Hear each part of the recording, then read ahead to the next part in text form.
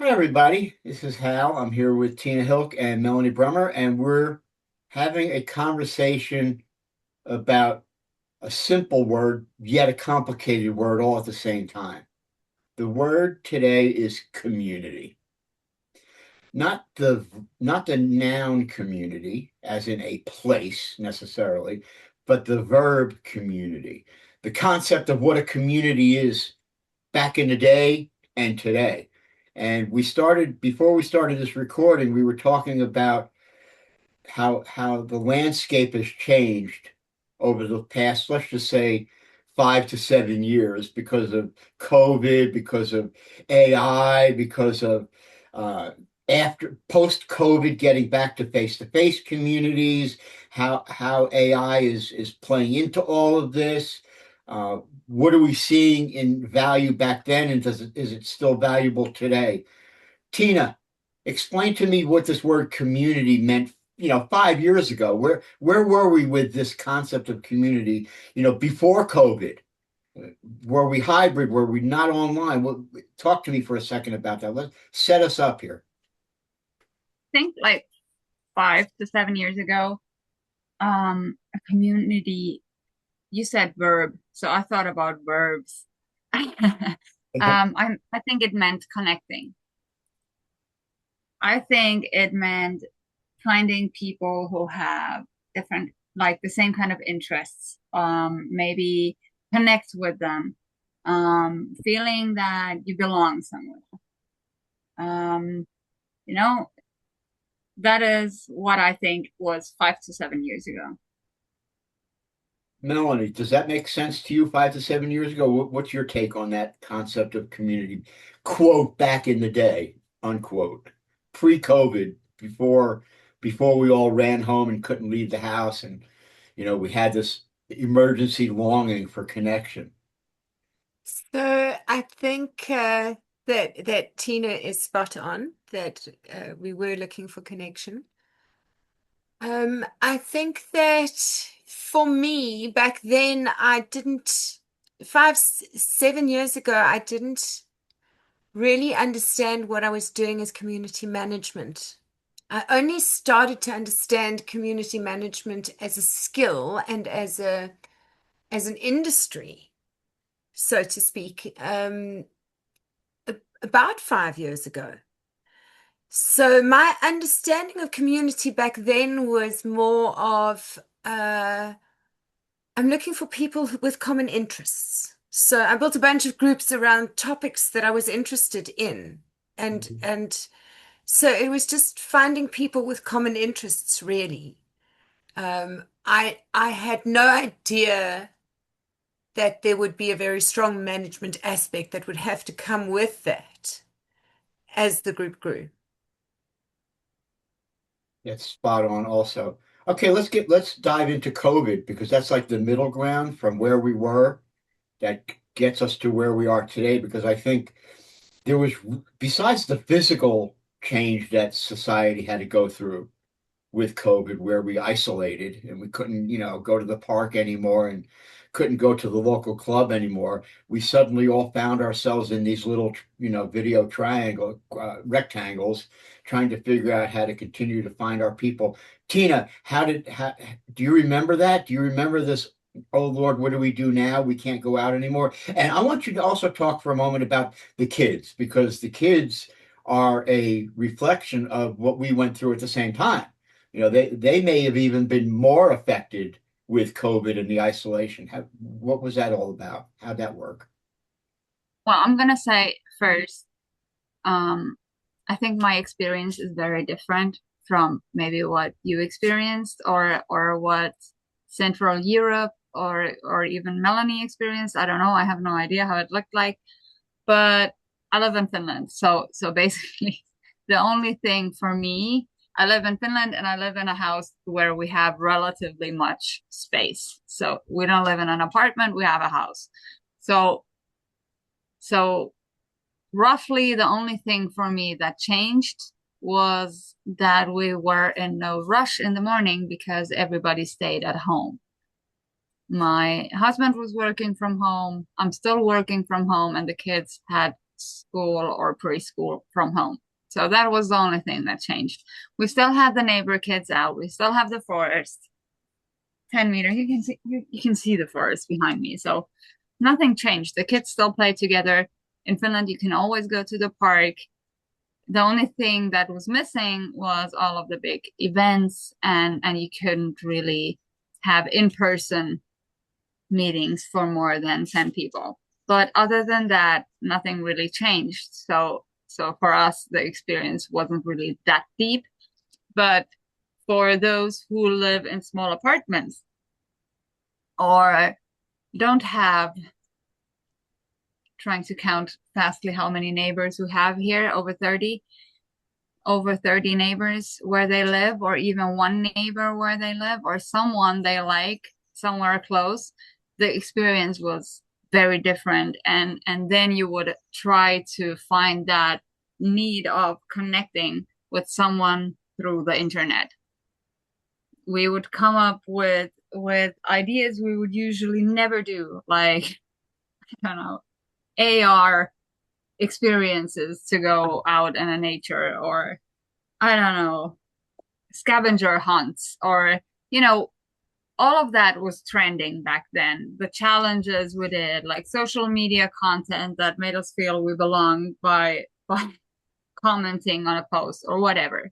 We used to be constantly online, which was followed with a massive need to cut being online and being more offline. And I think right now we're trying to find that balance again, where you are both online but also offline, and you learned to appreciate the offline time, Hmm. and maybe also try to, I don't know, nurture those moments and not put everything on social media anymore. I don't see many people posting, hey, look at us, we're buying toilet paper, or look at the person at the grocery market, or look at the mug I just bought. People are not documenting their lives that much, but and I think it's because back then we used to document pretty much everything. Like, look at the mess we have here, or look at the pile of laundry we have here, or look at whatever I did here. Look at the Legos, look at the whatever, you know, the content. Look at my plates, look at the food we made. This idea. And it used to connect us because we were all in the same experience. But yeah, I'm not gonna go into now more. We're going to go there. We're still in the middle we're still stuck in COVID. Melanie, Yeah. what was the day like? And I'm using that metaphorically. What was the day like that you woke up and the society was deep into COVID? How did that what did you find the need to do at that point in time to continue to survive and still find community in some sort of way? How did that transition for you? So we had sold a farm the November before COVID hit and moved to a very, very small town where we knew nobody when COVID hit. And I did exactly what Tina mentioned, which was to reach out to more people on video. I actually started a video channel that I started on YouTube and I only did it through COVID, where I shared the stories of South African entrepreneurs who were struggling in their businesses and who just needed voice to express what they were going through. And so I would do 3, 4 interviews a day with people like that. And it was very interesting because it was kind of a segue from the kind of work that I'm working on now. But I realized that all that interviewing is a skill that I honed. I honed my interviewing skills during that year, and that I'm now using in other ways. I'm a more confident and competent interviewer because of all that practice that I got. But so certainly the work during that time was about reaching out and trying to connect with others, and also giving voice to the just the grief in the system around what was what you know the loss. of the experience for everybody at the time. So it's not a channel that I like to revisit. It's not one that I've grown or sold, but at the time it served a purpose for a small group of us to to process what we went through. Yeah, I had a similar experience when COVID hit, where I support a an anonymous nonprofit support community. It's pretty global, and their basis, the majority of the basis of their connection was face to face in local community meetings all over the planet, thousands and thousands and thousands of them, with many millions of members. And um, they all woke up one day, me being one of them, you can't meet anymore. The church is not letting you meet. The school is not letting you rent the room anymore. Now what?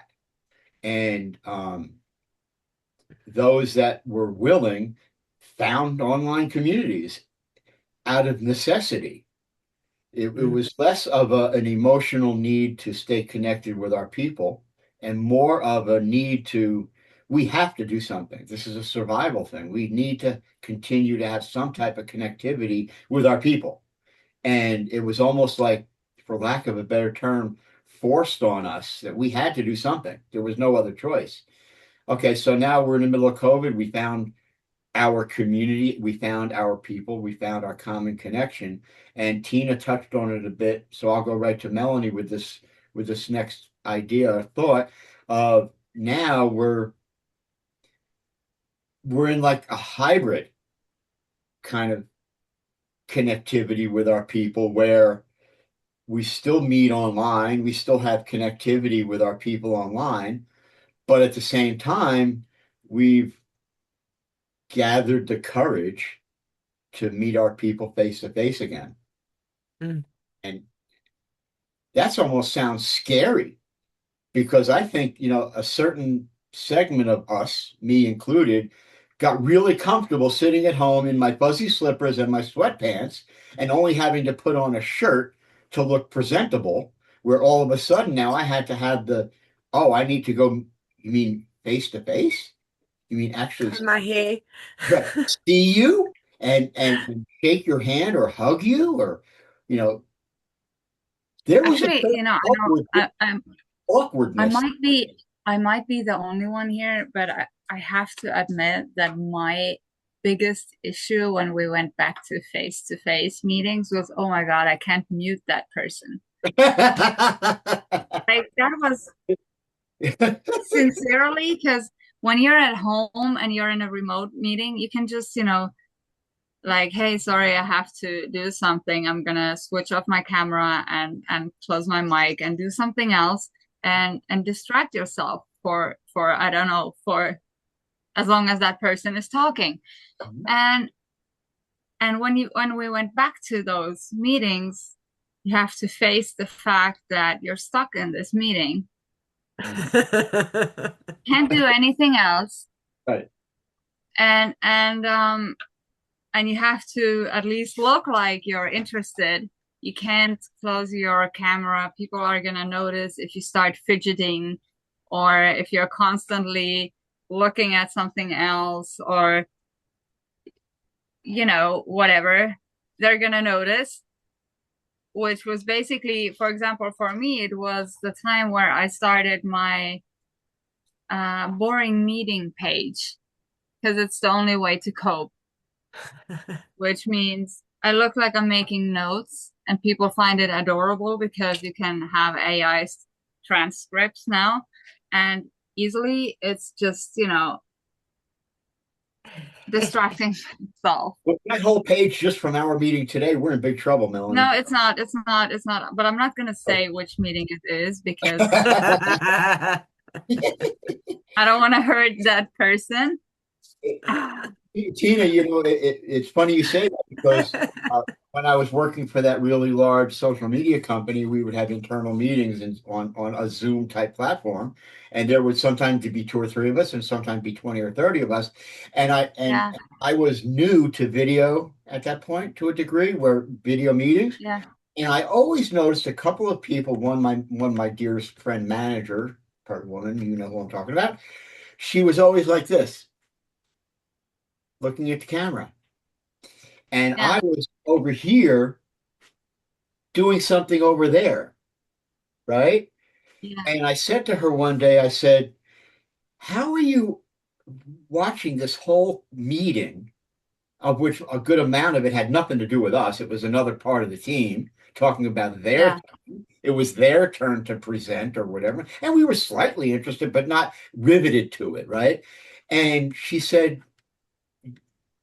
put that other browser window on in where the camera is.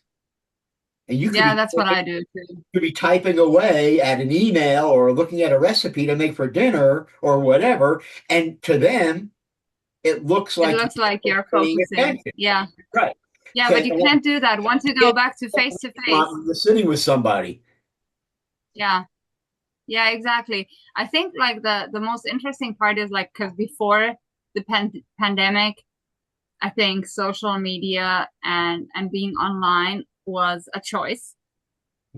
And then the pandemic kind of forced everybody to jump online and take that leap they were scared of Mhm. because it was the only way to connect with people. And then suddenly we had all of these people who don't really want to be online. We had them online. And now they stayed online. Melanie, how did you deal with the transition going back to face kind of interactions with humanity? Was did you notice a difference? Was there a challenge? Was Did you want to say, I don't want to do that anymore? I'd rather stay online? So my trouble was around that time. I moved to a more remote place and made friends with Tina, which meant that I just spent so much more time online because now it became fun. Most definitely. So now we end up with it's like positive. I mean, so many people say, "Oh, COVID was so Before we tough." start talk about, because I don't want us to just be serious, but can we just share our favorite hacks on how to make remote meetings more fun, or what are like, and I don't mean put off your camera, I mean like something really creative, what you have done in remote meetings, what didn't get noticed, maybe, That didn't get or which or did more get noticed. people. Yeah, depends. You can share both. I can I'll give start so you both get some time to think. My favorite parts was first of all, we had a staff meeting, which was mandatory to everyone. And I sent a WhatsApp message to each person separately before that meeting to take something out of the ordinary to drink from. And it could be like anything, like literally anything you can drink off. Just don't make it a glass or a mug, you know? Something different. And we just wanted to see how long it takes our boss to notice. By the way, she didn't. She didn't notice. Another manager said, "Hey, before we end this meeting, we need to know what on earth is going on." And then she admits, "I didn't even look at you." And we're like, "Yes, we knew." And that's one of my favorite moments. But another one was when I discovered, I think I shared this with Hal already. When I discovered that for boring meetings, you can pre-record yourself sitting in front of your laptop, maybe nodding, maybe smiling, maybe just, smiling and sitting there. And you can just use that as a background picture and then just do something else the entire meeting. I love that. Do you have something, Melanie? I have a couple of little silly ones, but yeah, you got something, Melanie? I often sew in meetings, not because they're boring, but because I'm audio attuned. So when my hands are busy, my ears are open. But I do know that it's often unpopular in a meeting because people will think I'm not paying attention when in fact I'm hyper focused. Uh, Mm-hmm. But I often sew during meetings. I'll give you one serious skill that I learned that helped, and then I'll give you a silly experience. The the the Okay. the, the serious thing was even if we were in a virtual meeting with 50 people with 50 video tiles, make believe, right? When somebody is speaking, and this is an OCD, ADHD, whatever initial you want to pick up thing. Yeah, there's a bunch of acronyms after my name, and none of them are MD or PhD. I'll leave it at that. Um,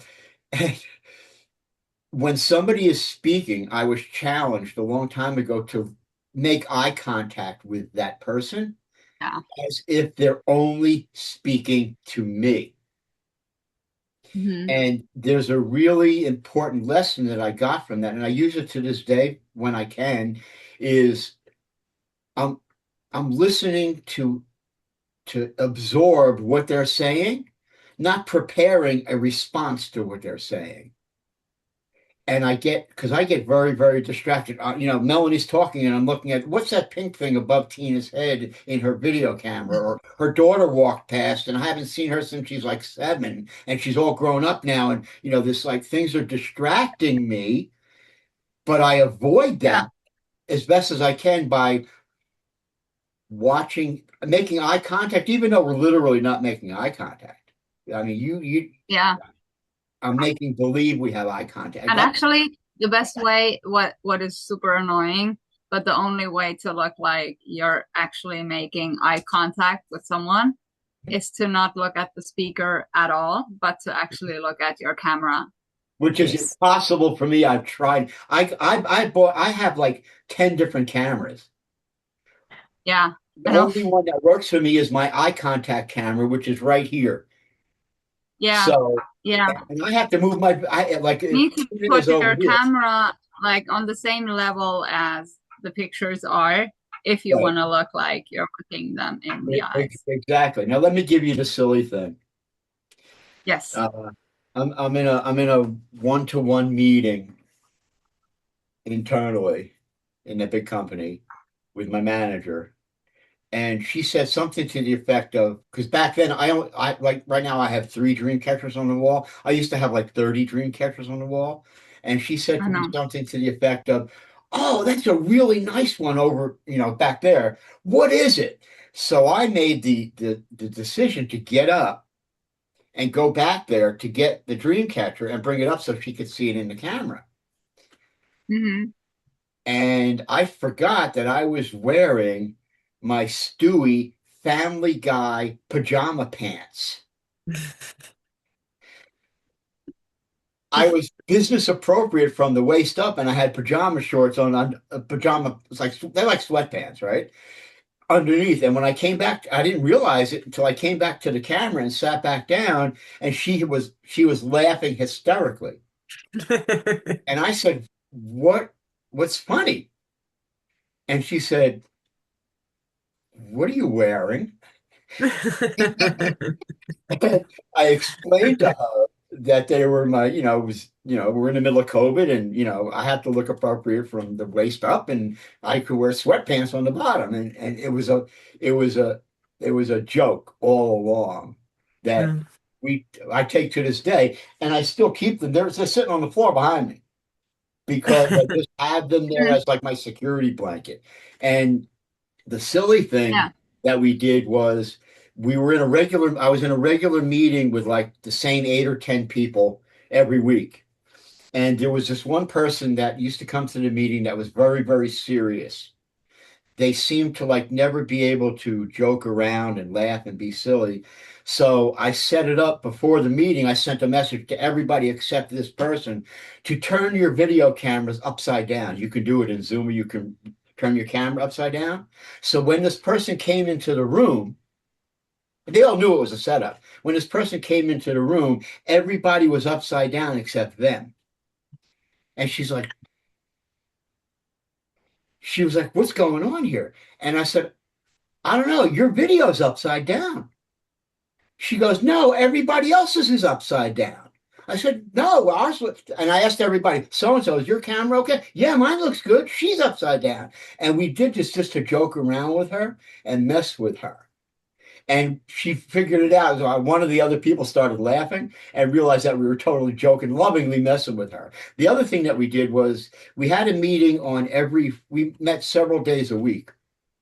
And on this one Friday, we said, let's everybody wear a hat, a random hat, a cowboy hat, a baseball cap, a pullover hat, a sombrero, whatever you have. Next Friday, wear a hat. And every Friday after that, for months and months and months, was Hat Day. Even though it had nothing to do with why we were meeting, people would wear a silly Exactly. just just Exactly. just to have some fun, So bringing some Exactly. that's community also, Yes. that's community also. Exactly. That's why I asked it. Yeah, and it's real. So yeah. So do we have anything else we want to talk about today, or do we want to end this and figure out what we're going to do next? Good. I No, think it's a I think we wrap. wanted to talk about this day, how it is now. Yes. What's your Yes. typical Melanie? What's your typical day like today, Monday through Friday? Is it all the time online, a little bit on time online? Is it Well, mixed, this Rolling Stone gathers no moss. right? I have just redistributed my possessions, my earthly possessions, so that I can become fully nomadic. Wow. So I'm not online as much as I used to be. Some of the time I'm in transit in different places. Um, Sometimes I don't have the same kind of connection I used to have. The connection's just not available where I am because I'm not on my own Wi-Fi anymore. So my community connection is variable, and I'm doing more in-person community meeting people in campgrounds, figuring out what's happening in the campground. Is it a safe place for me to camp? What kind of content can I create here? And I'm gradually easing myself into a new narrative, which is going to be very, very exciting. My day is 80% online Okay. for fun, for community, for work. I'm online probably 60, 70 hours a week. It's a mix of everything, some social, some fun, some clients, some having fun with AI. I'm having a lot of fun with AI, Yes. which we can have a whole another conversation about how we found AI, what intimidated us about it, how we got past it, how we just demystified it, how we incorporated it into our community life, face to face and online. We can have a whole conversation about that. So my day is waking up, getting in the shower, turning the computer on, going to make coffee, looking at my calendar to see what's on the agenda for the day, and then I mix in family stuff, taking a ride around with my wife, going for this to this restaurant to that restaurant. I'm going to be a grandfather in November, so we're planning a nursery. I'm doing stuff like that. So yeah, things are changing, but it's still mostly based online, probably because a lot of it I'm lazy. I don't want to go anywhere. I had a couple of friends that are I met in social media came to the Atlanta area where I live, and it seems like a pretty heavy lift to meet with them. Okay. Emotion is an Interesting. interesting concept, and before social media, because of the way my personality is, I I could lead the orchestra, but I didn't want to play in the orchestra. I thrive doing this and leading the orchestra. But to be a part of the orchestra many times felt very uncomfortable. Mm. And I'm at a point in life where, well, if it's uncomfortable, I don't want to do it. Yes. which was it's an interesting, and yeah, I could probably add some more initials to the end of my name if I dove deeper into that, but I'm perfectly happy with where I'm at with that. So that's where I'm at these days. What about you, Yeah. Tim? What's your day like? Well, mm, I think I think there is no actual typical day for me.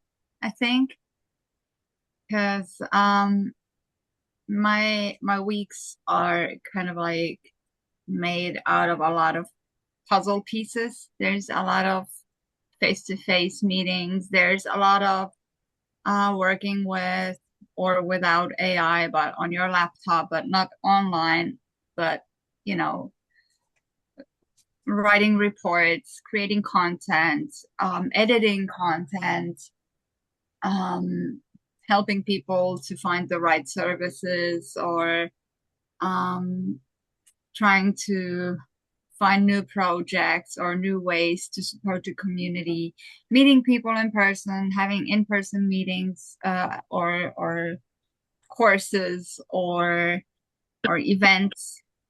So and then there's the moderating part and coaching the moderator team and being there in the community. So I think there's a lot of everything, but I do notice that I am less online, and enjoying more of the now, like doing more and more stuff offline. It doesn't need to be anything big, it can be just, I don't know, taking a walk in the forest or deciding I'm going to walk to the office. I'm not going to drive there. I'm going to walk to the office. Or, you know, watching a TV series or Netflix series or whatever, or read a book or whatever. But I do take more time to recover from all the online noise. And I think that is because of the theme that we haven't discussed yet, which is what community is now. Do we want to save that for another day, or do we want to each talk about what community is today? Let's go. You want to start? Hmm. Melanie, what's community today? Community today, I can only speak about what's going on in my own community. And that is that we've become very, very layered in in process and structure and guidelines and all of that. So the early days of building my community were about understanding what the structure looked like. Today it's about auditing that guideline and tightening it up and coping with growth and capacity. So it's a very different creature. I feel like it's gone from being a little baby to being a teenager. The group's approaching 10 years, so it's got different needs today to what it had back then. I feel like community has become more formalized, it's become more of a known industry, it's become defined.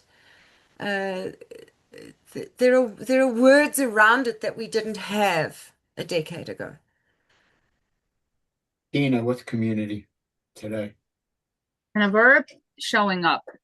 I think I think community is participating, responding, seeing other people, being seen by other people, creating something together, whether it is a viral post or a phenomenon or a trend or whatever, but creating and shaping something together, not really in the kind of way it used to be that someone created a group and then we have this community that is built by someone, but it's a community that is built by all of us together. Um, like before, it used to be like we talked about, it's something you can join to feel that you belong or that you can connect. And now I feel it's something uh, people expect to be part of, that they can shape and that they can grow together. whether you're a part of the creation of the community, of a community, Like, or go ahead. sorry to continue in this spirit, like, because I just thought of it. I think it used to mean because we didn't have a place to gather, so community used to be, gathering people.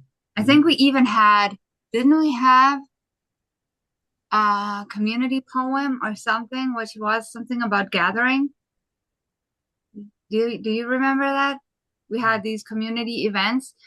I think I have this poster somewhere which says gather from that event.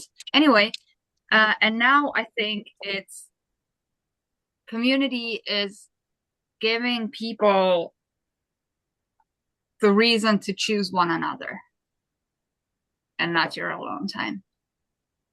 It's really ironic, but really valuable to me when I was listening to the two of you explain that and my where I am with community today. When I think about my local community, my neighborhood, Mm-hmm. the neighborhood I grew up in, and I've talked about this many times on a lot of online conversations, podcasts, video calls, and all sorts of things that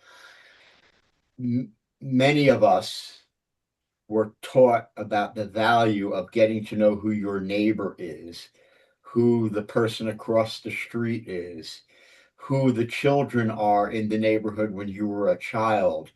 And that sense of community that I was brought up with, and many of us were brought up with, transition that value, that security, that sense of belonging in the town, the village, the neighborhood that we all grew up in, transitioned with its value online.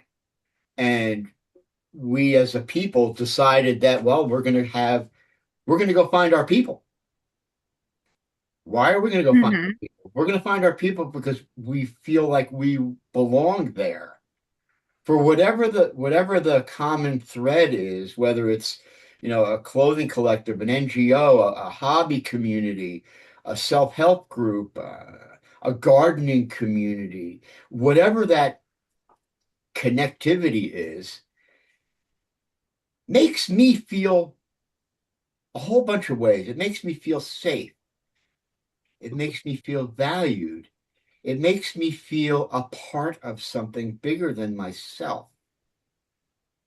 And today, I still find that, if I join a community that I don't have any connection with whatsoever, I'm likely not to join it in the first place. And Mm-hmm. if I think that there's value there, but it turns out that there is no value there, at best, I'm going to unfollow it and just stay a member. But most of the time, I'm just going to leave it because it doesn't have any value to me. So I find a responsibility in that. See, I'm not only looking for the value that I need in a community, I also find it to be very, very important for me to nurture the value for other people. Because if I need to Yep. feel welcomed, you need to feel welcome too, in my eyes. And it's a part of my goal and mission to do the same thing. And I equate that today with my neighborhood. I have two friends, two close friends on either side of me in this neighborhood. One of them, Paul, next door, he's a mechanic. He's an auto mechanic, and I needed an auto mechanic. So I asked him to do some repairs on my vehicles. It turned out that he hates to mow his lawn. I like mowing. Mm-hmm. So we do a trade. I mow his lawn, he fixes my cars. And it's a friendship. We've been to NASCAR races with him because it's a hobby that we like. We're having a little barbecue this weekend coming up with my son. We have a smoker thing we're doing. We're a pulled pork smoke thing, and we started to invite Paul and his family over to the events. On the other side of me are people that I talk to pretty regularly. You might not know it. I call them the little rascals. They have 5 children, anywhere from about 4 to 15 years old or so. They're wonderful children. I have a really long driveway. One day I realized that they were riding their bicycles up and down my driveway. I love that. I love it. They feel safe. During COVID, one of them got COVID, so all of the children couldn't come out and play. So an anonymous neighbor went out and bought street chalk, that big fat chalk, and I left it on their front step. And when the children were feeling better, they were out in the driveway drawing pictures with the street chalk, feeling a part of community, the value of connecting. I think I'm going to go way out on a limb here and say humanity needs this. Whether it's online or face to face, humanity needs this. I think in the old days, before TVs, before cars, before, back in the caveman days, they were a community. They all got together to feed themselves. When a man and a woman went out and hunted a buffalo, because that's the only way that they could feed themselves, they usually got together with their people and fed the rest of their community.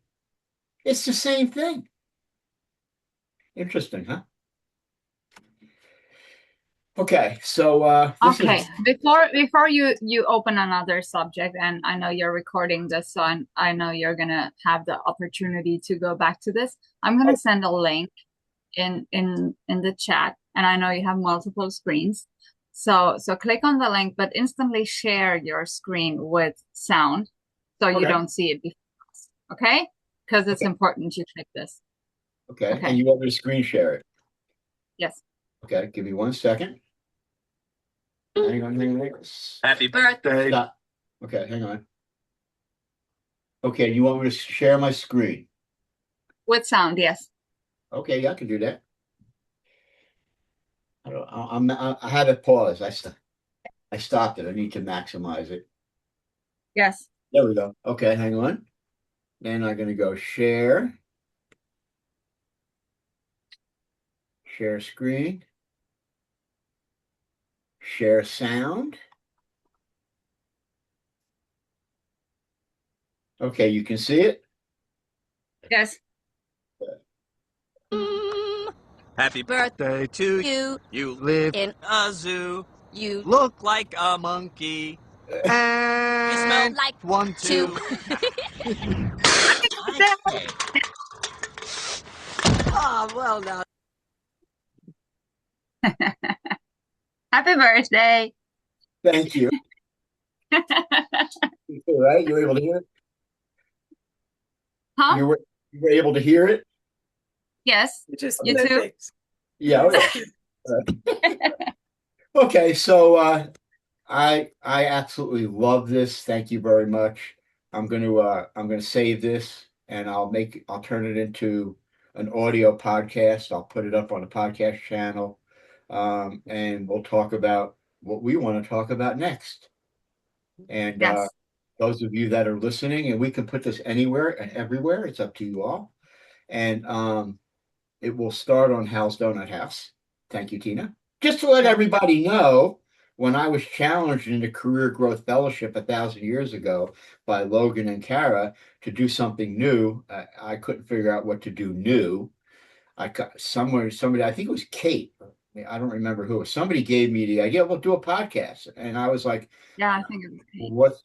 what's a podcast? How do you do it? Well, go do it. And I didn't know what to talk about. I had no idea. I didn't even know how to do one. And I did a little bit of research over a couple of weeks. I found a way to create a podcast channel. And then I came back to the community and said, okay, well, I need help. What's the name of it? I need a graphic. And our dear friend Tina came up with Hal's Donut House. Donut Be Afraid of Community. And she gave me the logo. And to this day, it is still there. Where is it? Anyway, Love it. I'll show it at another time. I was going to show the link to it, but I can't find it. But anyway, I have made from that same group I think we were in, you said a Career Growth quote Fellowship. which I made into a meme, and I use it to train my moderators. And it's actually in our course book of how to moderate communities. You know what quote I mean? No, go ahead. Before you jump into a pool, make sure there's water in I love that. And that's very, very good advice, I might say. it. Yes, it is, and it actually applies to many situations in a community. It's funny. I just started a series of 10 posts on social media. I was doing it for brands, but then I said, well, what about the community managers? What about the admins? So I created Yeah. 10 posts that focus on best practices, on being an admin, managing a community, how to build trust, how to engage, how to value your people. And I did the first one yesterday, and over the next 6 or 8 weeks, I'll be putting out all the rest of those 10 posts with the graphics and the best practices and bullet points to help people manage community because I pray that the internet never goes away. I was going to ask that question earlier and I never got to it. Now that we're in back to face to face and a little bit of hybrid stuff, what happens if the internet goes away? What if we can't meet like this anymore and we have only our neighbor, our town, our village, our face to face clubs? That would be a really scary place to be for me. I don't know about anybody else, but just something to think about. I would miss all of you very, very much. I'm not driving to Yes. South Africa. I don't even want to go out of town.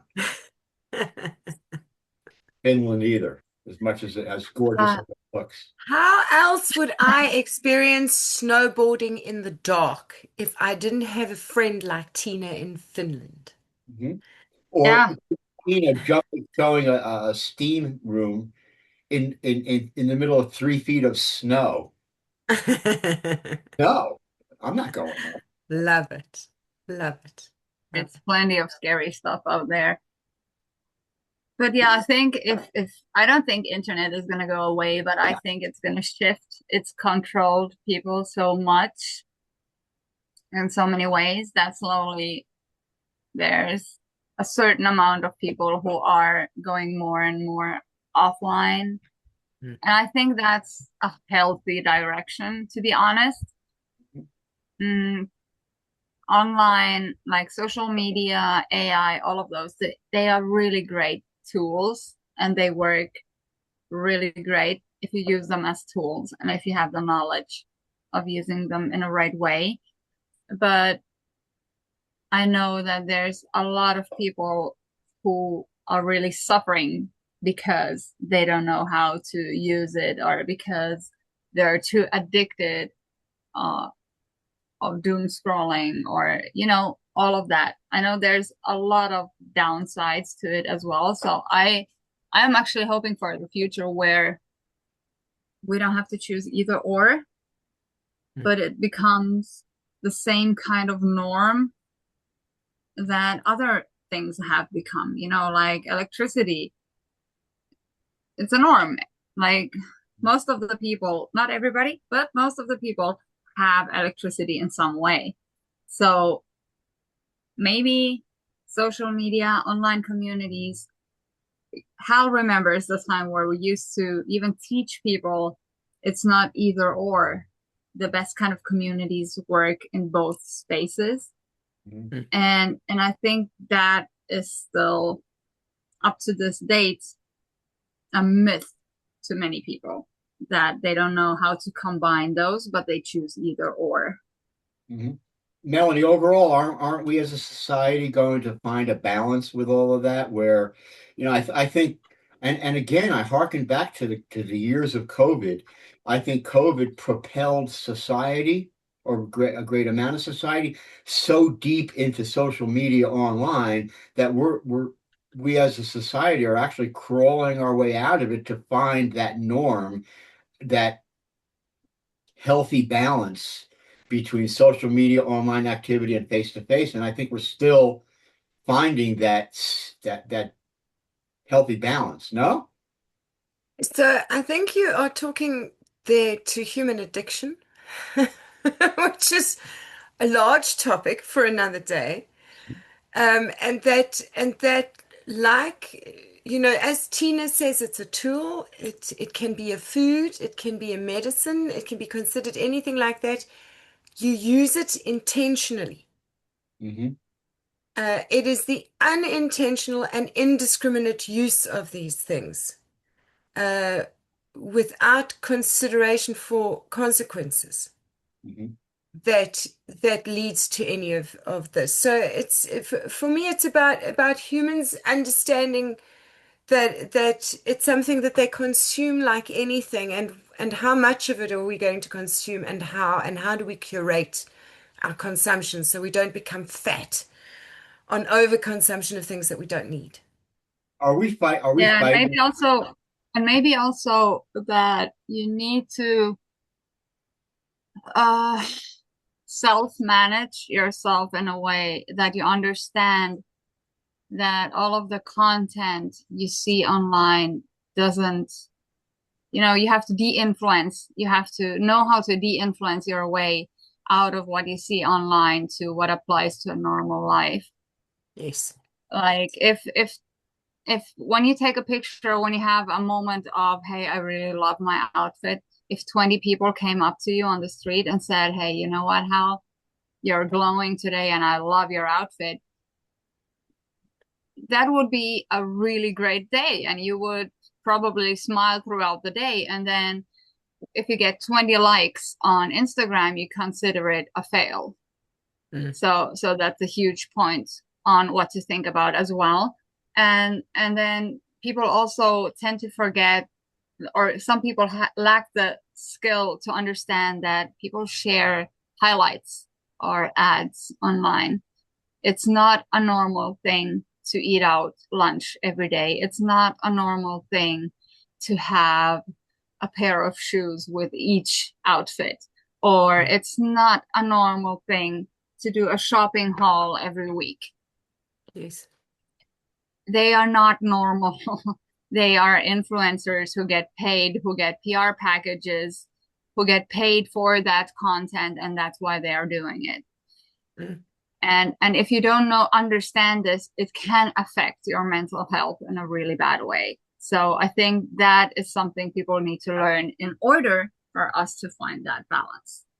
And I think that Yes. content is shifting now.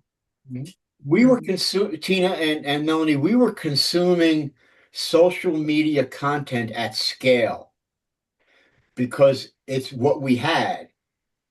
Yeah. And businesses, organizations, influencers, the financial side of this whole social media ecosystem saw that, leveraged it. We buy into it. Some of it's really healthy, some of it's very unhealthy. And it's like, and when I talk about AI, I talk about what I'm going to tell you now, but it also applies greatly here. Back in the day, when you were a farmer and you had a horse and you didn't have a motorized vehicle of some sort to plow your field, you took care of that horse because it was your life and you plowed your field because you had that horse. And then somebody came along and invented the steam engine or an internal combustion engine. And so much of society said something very simple. I don't want that steam engine. It's going to make my horse useless. So I'm going to fight that change. You can use the steam engine to plow your field. I'm going to keep my horse. Well, guess what? This is a couple of 100 years later. We still need horses. We Yeah. still see value in that. And we've incorporated that new technology in society. So we have about 2 minutes left before we need to end this. Final thought, Melanie, Tina, and then we'll say goodbye. I am still a total believer in community. Uh, it's still where I find my safe space online. I don't want to go into spaces that feel unsafe to me, so I like to go into curated spaces that feel safe to me, and community managers create those spaces where I like to be. Um, that's the simple reality of it. So I will always love community management and I will always love communities because they create psychological safety in an unsafe world. Thank you. Tina, final thought?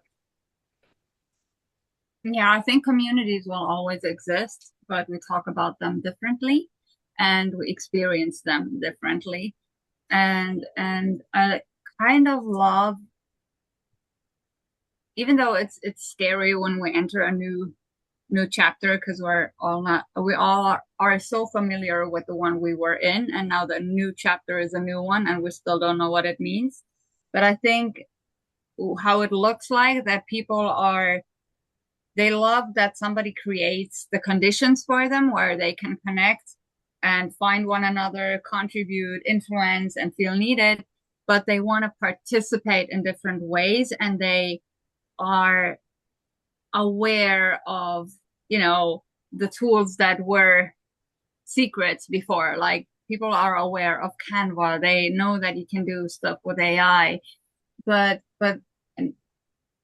but then again, how beautiful is it that the most impacting thing you can do online is being yourself.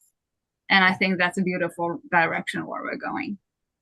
Thank you. Yeah, one quick final thought is without the people, without us, without the Yeah, human, there's no value whatsoever in community or social media, period. If exactly. all our computers, by some unbelievable miracle of AI, decides to take over, well, we just did have that ChatGPT thing that happened yesterday, but that's a whole nother story. Um, ChatGPT broke out of its sandbox and hacked into another system so that it could get the answers to the questions it was being challenged. It was an advanced version of ChatGPT, and it made all the local news and national news and international news because it took control of itself, hacked its way out of its sandbox to go find its answers by hacking another site. Very interesting. Not a prediction of the future, I hope and pray.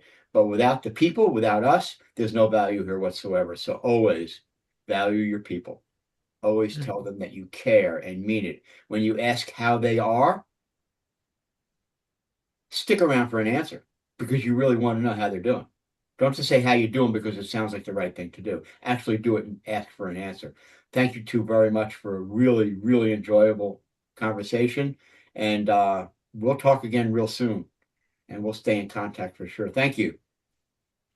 Thank you, Hal, for bringing us together in our little community of community managers. I appreciate it so much. Right. A community of community managers. Thank you. Always love it. Thank you.